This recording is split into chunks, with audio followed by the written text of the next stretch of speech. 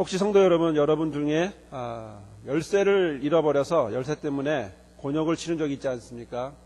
아마 이런 경우는 아마 한두 번씩은 있을 거라고 생각이 듭니다. 열쇠를 잃어버려서 어디에 두었는지 모르고, 그래서 집에는 들어가야 되는데 가지 못하고, 내지는 차문을 잠가놓고 이렇게 힘들었었던 기억들이 아마 한두 번은 있을 줄 압니다. 저도 생각해보면 그렇게 많지는 않지만 여러 번 열쇠 때문에 힘들었던 그런 적이 있습니다. 급하게 나와서 차문을 잠가버리는 바람에 키는 안에 있고 차문 열지 못하는 경우도 있었고, 또 집 열쇠가 없어서 곤란을 당하던 그런 몇 번의 경험들이 있습니다. 지금 생각해보면 재미난 기억이 하나 있는데 주목이었을 때 일입니다. 하루는 열쇠를 놓고 나왔습니다. 그런데 집에 당연히 집사람이 있겠지라고 생각을 하고 집에를 갔는데 집사람이 잠깐 집을 비웠습니다. 무엇을 가지러 들어갔기 때문에 그 물건을 다시 갖고 나와야 되는데 순간 고민을 하게 되었습니다. 집사람하고 연락이 안 되고 또 저도 급하게 빨리 해야 되고, 그래서 여러 가지 고민을 하게 되죠. 포기할까? 아니면 열쇠공을 불러서 문을 열까? 여러 고민을 막 하다가 생각이 하나 났습니다. 그것은 바로 창문이 열렸다고 하는 사실이 생각이 났어요. 그래서 뒤로 돌아가서 창문 열린 걸 다시 확인하고, 다행이다. 저 창문으로 넘어가야지 하고 창문으로 벽돌 놓고 나무 놓고 이렇게 해서 힘들게 해서 딱 올라가서 머리를 창문으로 딱 집어넣는데 갑자기 뒤에서 준목님 그러시더라고요. 그 순간 꼭 도둑이 된 것 같은 생각이 들었습니다. 열쇠가 과연 뭘까요? 열쇠를 과연 어떨 때 사용할까요? 열쇠는 과연 어떨 때 사용할까요? 그것은 간단한 대답이 있습니다. 그것은 당연히 문을 열기 위해 필요한 것입니다. 그 문에는 꼭 맞는 열쇠가 있고 그 열쇠가 있어야만 그 문을 열 수 있습니다. 만약에 열쇠가 없다면 저처럼 창문으로 넘어가야 되기 때문에 오해를 받을 수 있겠죠. 자, 그러면 세상에는 과연 어떤 열쇠들이 있을까요?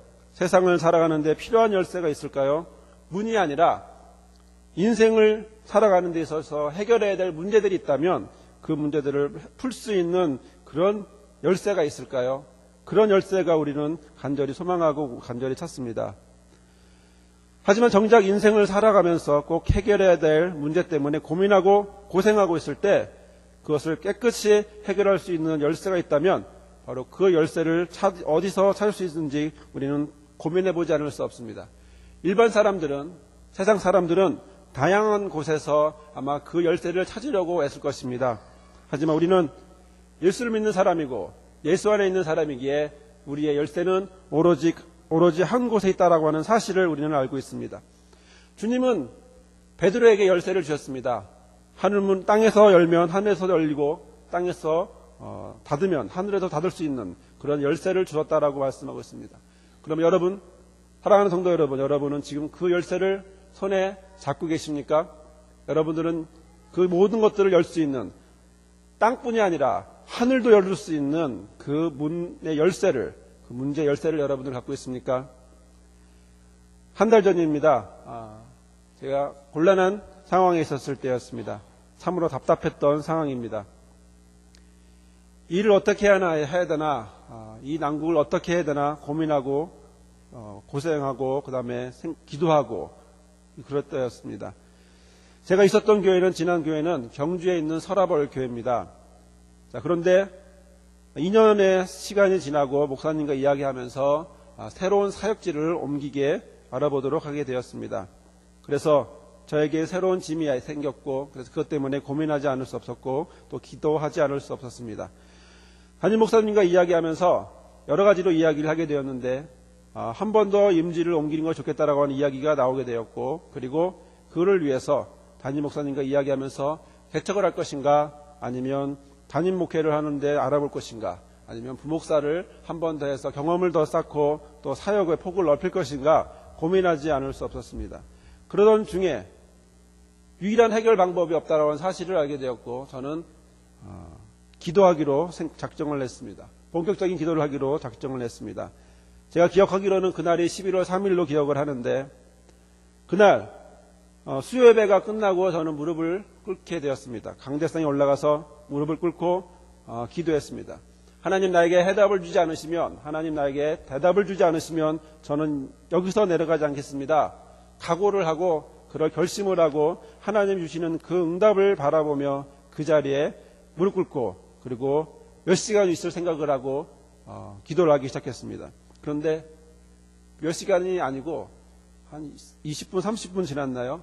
하나님으로부터 큰 말씀의 감동을 하나 받았습니다. 그것이 오늘 읽었던 본문의 말씀 13절에 있는 말씀인데, 가만히 서서 여호와께서 오늘날 너희를 위하여 행하시는 구원을 보라. 이 말씀을 저에게 깊은 감동을 주었습니다. 저는 말씀을 받고 생각을 했습니다.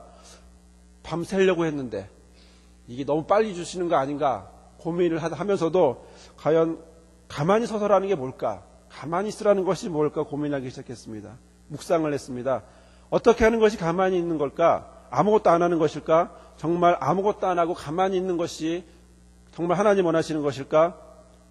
그러나 말씀의 의미는 분명 순종하라. 하나님이 하시는 그것을 바라보며 순종하라고 하는 사실을 깨닫고 저는 순종의 마음으로 가만히 있기로 했습니다. 아무것도 안 하는 것이 아니라 순종의 마음으로 가만히 서서 하나님이 나를 위하여 행하시를 구원을 봐야지 라고 하는 소망의 말씀의 소망을 갖게 되었습니다. 그리고 이를 위해서 계속해서 주신 말씀이기에 계속해서 기도하게 되었습니다.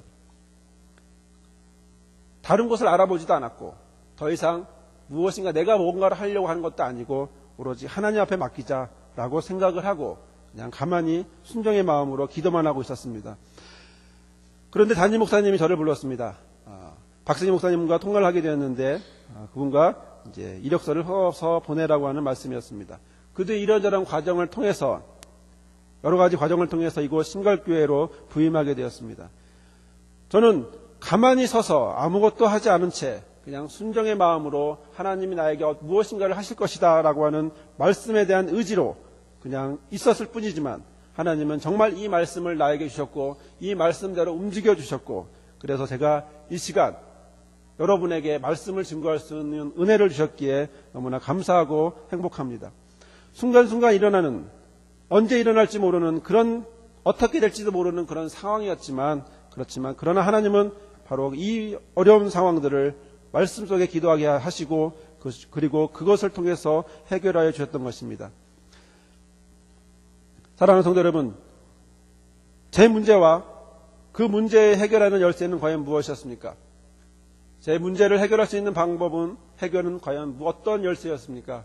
그것은 오로지 하나, 바로 말씀이라고 하는 사실입니다. 말씀이 나의 이 상황에 맞는 열쇠가 되어 주었고, 그리고 그 열쇠를 가지고 기도하고 열쇠를 가지고 열려고 하자 하나님이 그 열쇠를 사용하셔서 말씀의 열쇠를 사용하셔서 바로 그 어려운 곤란의 문을 하나님이 열어주셨다는 것입니다. 자, 그렇다면 우리가 삶을 살아가는데 수많은 문제가 있을 것입니다. 그 문제를 해결할 수 있는 방법은 과연 무엇일까요? 그것은 그때그때마다 하나님 주시는 말씀만이 그 문제를 해결할 수 있는 열쇠이며 그리고 핵심이라고 하는 사실입니다. 그 문제를 해결할 수 있는 방법은 다른 무엇이 아닌 바로 말씀으로 주신 그 열쇠를 가지고 돌려야만 가능하다라고 하는 사실입니다. 저는 이 묵상을 통해서 우리에게 다가올 앞으로 모든 문제들, 이런 문제들에 대한 특징이나 법칙을 그리고 해결의 방법을 찾고자 소망을 가져보았습니다. 그래서 오늘 읽었던 출애굽기 14장의 말씀을 읽고 또 읽어보았습니다. 어느 날 하나님은 모세에게 80세 된 광야에서 80세가 된 모세를 부르셨습니다. 하나님은 모세에게 이렇게 말씀하셨습니다. 출애굽기 3장 10절에 이제 내가 너로 바로에게 보내어 너로 내 백성 이스라엘 자손을 애굽에서 인도하여 내게 하리라.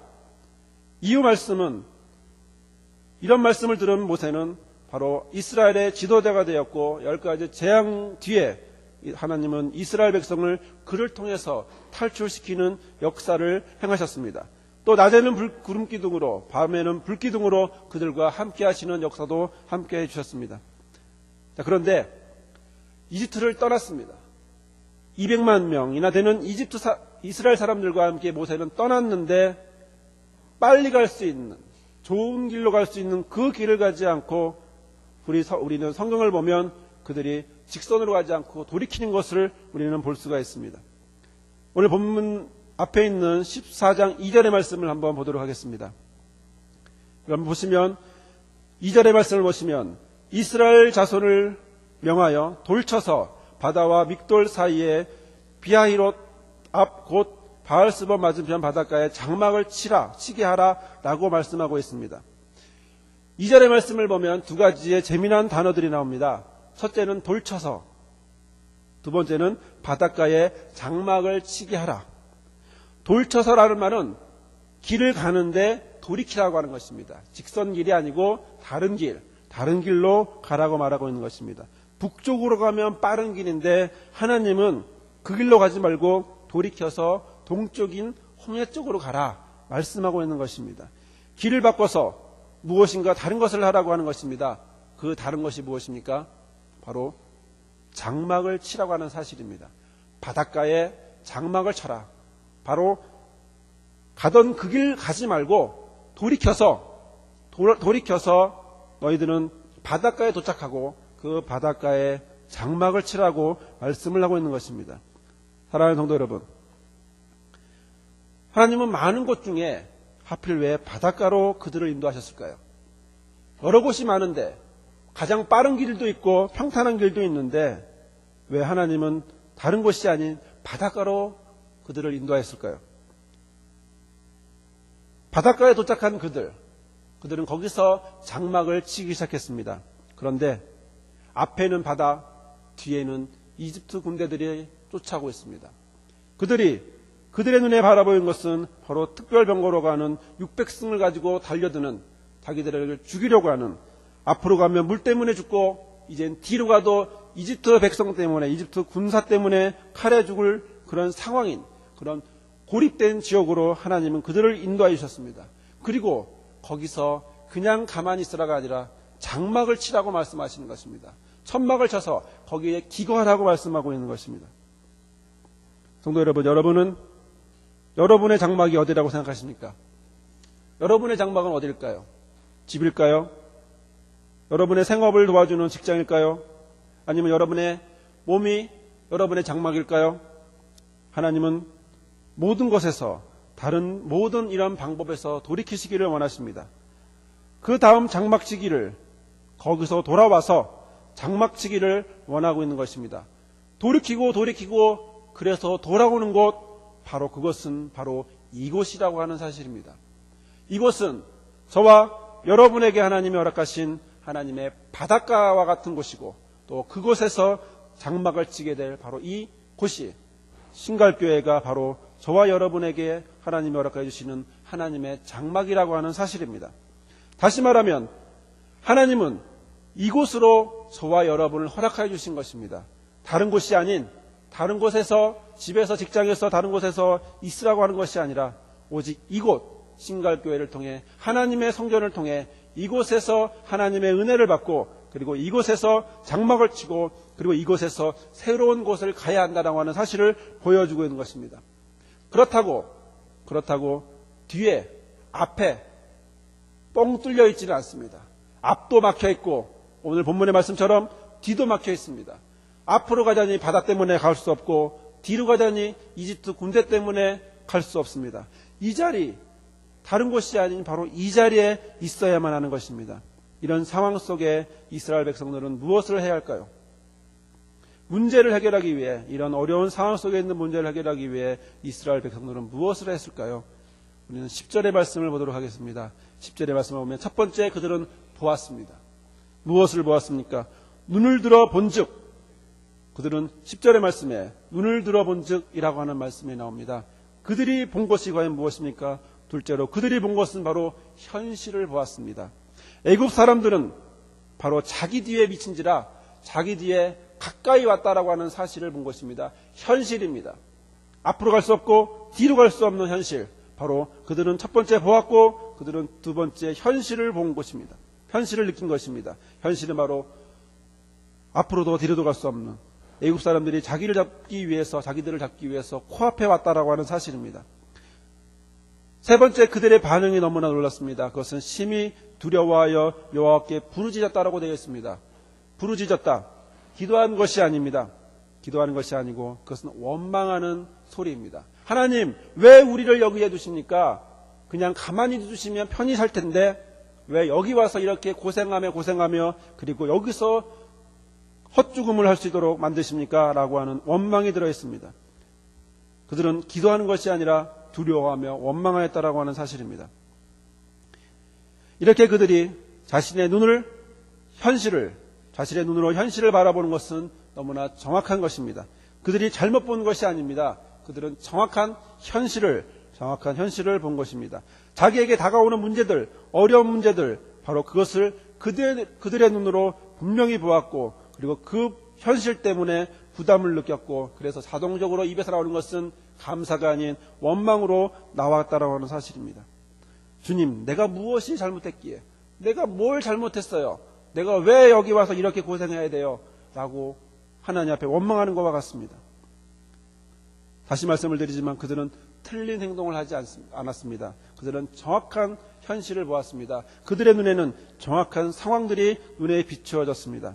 하지만 모세는 그들을 향해서 다른 것을 이야기하고 있습니다.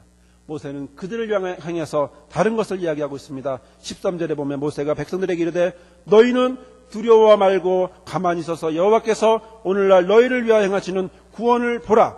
너희가 오늘 본 애굽 사람을 또 다시는 영원히 보지 못하리라. 모세는 지금 이스라엘을 향하여 행하시는 구원을 보라고 말씀하고 있습니다. 이스라엘 사람들 눈에 이 모습은 현실이 아닙니다. 현실은 이집트 군대가 쫓아오는 것입니다. 하지만 모세는 그들에게 말합니다. 하나님이 너희를 위하여 행하시는 구원을 봐라. 그것을 제발 좀 봐라 라고 말하고 있는 것입니다. 무엇을 보라고요? 구원을 보라고 말하고 있습니다. 히브리어로 구원을 보라고 할 때 이 구원은 예슈아트 예후와라고 하는 말입니다. 예슈아트 예후와. 쉽게 말하면 예수의 예후와, 이것은 여호와라고 하는 말입니다. 다시 말하면 여호와의 구원을 보라라고 말하고 있는 것입니다. 여러분, 예수와트 하니까 어떤 생각이 드십니까? 무엇이 생각이 나십니까? 바로 예수라고 하는 말입니다. 예수라는 말이 여기서 나와서 신약에는 바로 구원을, 자기의 백성을 저희 죄에서 구원할 자라고 하는 예수라는 이름으로 넘어왔습니다. 즉 예수님을 보라라고 신약적으로 생각하면 이해할 수 있습니다. 모세는 말합니다. 구원을 봐라. 다시 한번 말씀드립니다. 여호와의 구원을 보라. 예수를 바라봐라 라고 말씀하고 있는 것입니다. 다음으로 어떻게 하면 된다고 말씀하고 있습니까? 오늘 본 애굽 사람들을 또 다시는 영원히 보지 못하리라고 말합니다. 왜 그렇습니까? 그것은 14절에 보듯이 여호와께서 너희를 위하여 싸우기 때문이라는 것입니다. 너희는 가만히 있어라. 왜? 하나님이 너희를 위하여 싸운다라는 것입니다. 그래서 너희는 두려워할 필요가 없다라고 하는 것입니다. 여러분, 두 사람이 있습니다. 한 사람은 떨고 있습니다. 둘 중에 한 사람은 떨고 있고 한 사람은 떨고 있지 않습니다. 그러면 누가 시험을 보는 사람일까요? 두 사람이 있는데 한 사람은 떨고 있습니다. 한 사람은 떨고 있지 않습니다. 그렇다면 누가 시험을 볼까요? 당연히 떨고 있는 사람이 시험을 보는 사람이겠죠. 하나님 우리에게 말씀하고 있는 것입니다. 떠는데 이스라엘 백성들은 그 모습을 보면서, 이집트 군사들을 보면서 무서워하고 떨고 있는데 떨지 마라, 두려워하지 마라. 왜? 내가 너희를 대신해서 싸우기 때문이다. 너희들은 가만히 서서 내가 하는 이 구원의 역사를 바라보기만 해라 라고 말씀하고 있는 것입니다. 싸움은 너희들이 하는 것이 아니다. 하나님이 하는 것이다 라고 하고 말씀하고 있는 것입니다. 여기 같은 현실을 다른 눈으로 하나님은 바라보길 원하십니다. 둘 다 보는 것입니다.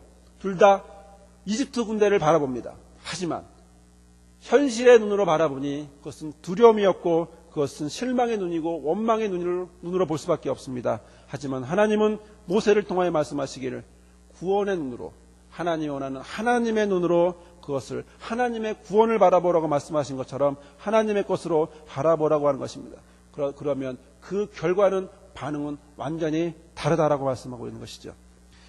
이때 하나님 모세에게 다시 말씀해 주십니다. 돌이켜서 바닷가에서 장막을 치라고 했던 그 하나님이 이제 다시 모세에게 말씀하십니다. 15절에서 18절의 말씀입니다.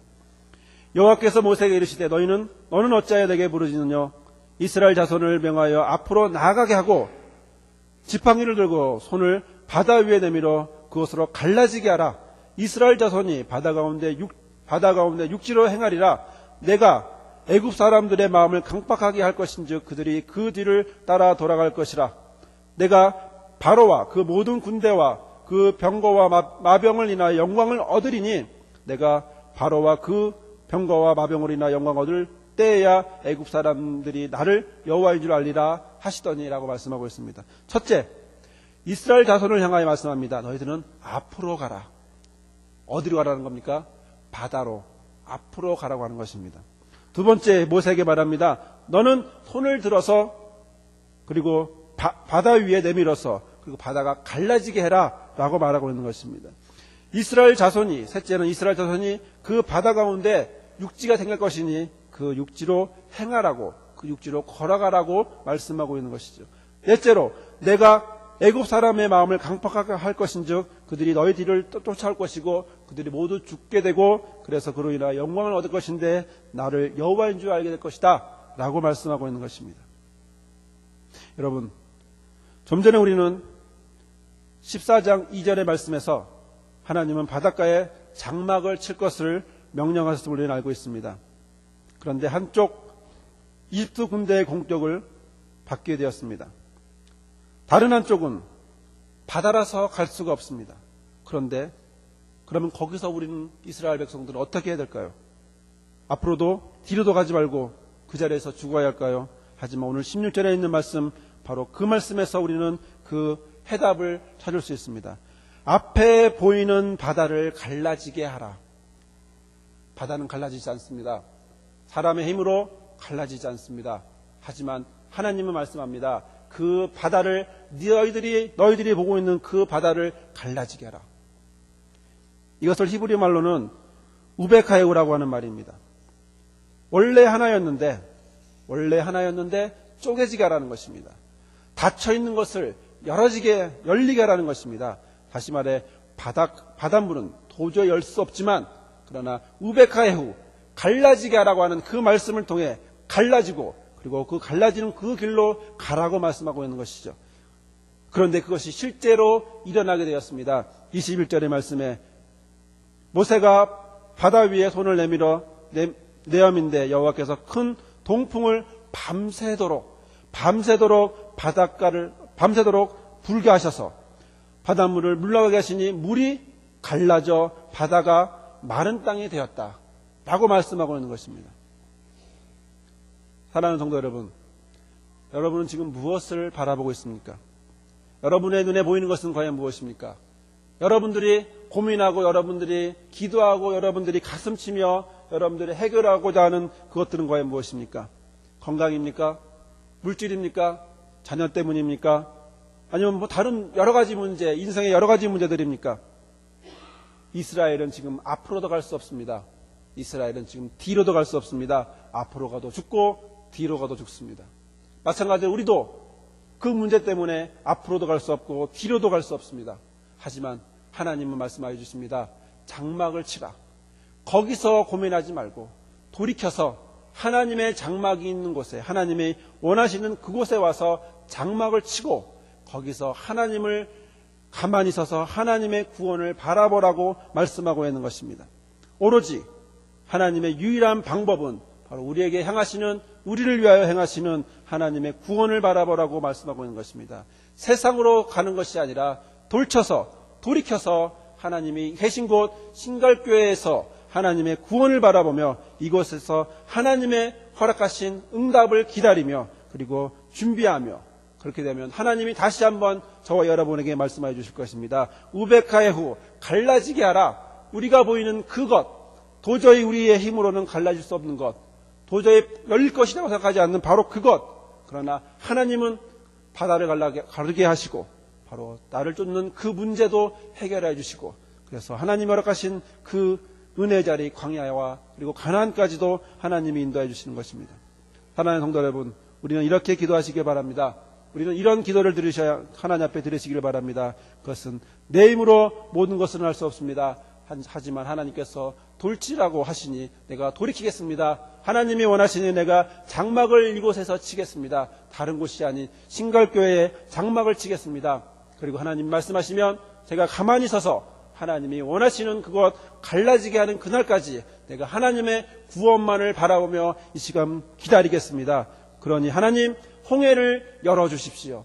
내 앞에 열려있는 내 앞에 닫혀있는 이 홍해를 하나님께서 우베카의 우라고 하는 말씀처럼 갈라지도록 하나님이 허락해 주십시오. 기도하시기 바랍니다. 하나님은 홍해를 열어주십니다. 하나님만이 저와 여러분에게 놓여있는 홍해의 문제,